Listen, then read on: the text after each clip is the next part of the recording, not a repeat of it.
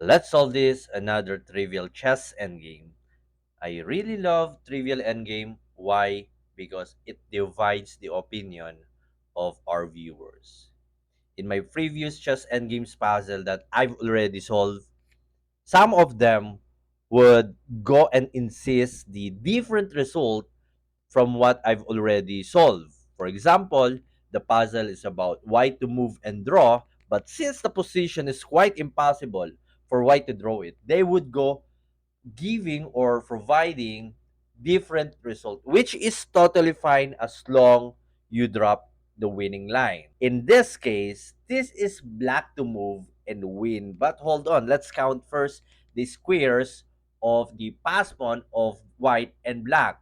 So as you can see, white can have 5 squares to get a queen, and for black, 1, 2, 3, 4 to get a queen. However, this king has to move away before, of course, the black pass pawn to be pushed. And this is black to move and win.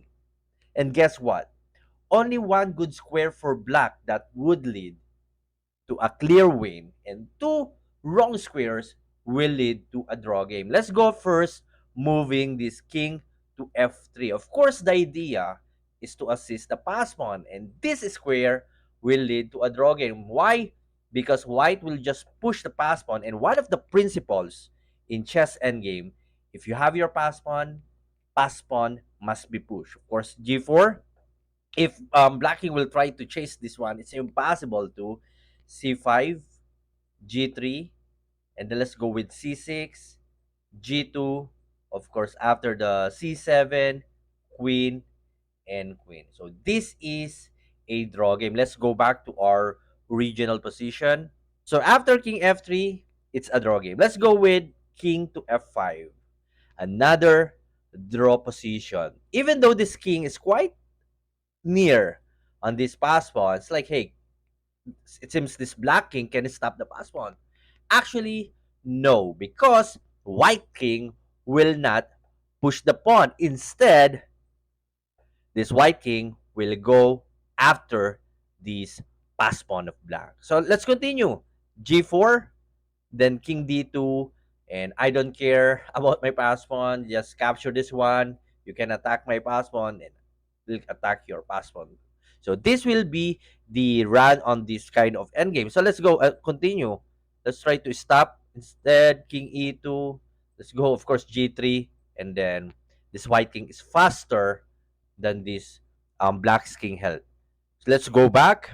There is only one square left, which is king f4 opposition, and this will lead to a clear win. Why? Let's go with C4 first. Earlier, we tried C4. Let's go with C4, and then later on, let's try to move our king. King B5, G4, and C5. Once this pass pawn of white has reached the territory of black, that is the time you're gonna go king to E5. So don't get confused. Wait the pass pawn to reach your territory before you go and act. C6, of course, that is forced for the white king to support the pass pawn, and then G3, if king will go here, will continue G2, C7. Yes, just one step away to get a new queen. However, after the queen, goodbye, because that's a check. Let's say king B, and then how can you stop this one? King to A6. If here, king will capture, and then one move checkmate. If go here, it's simply king and queen will just attack this pawn and will be captured later on to checkmate the white king.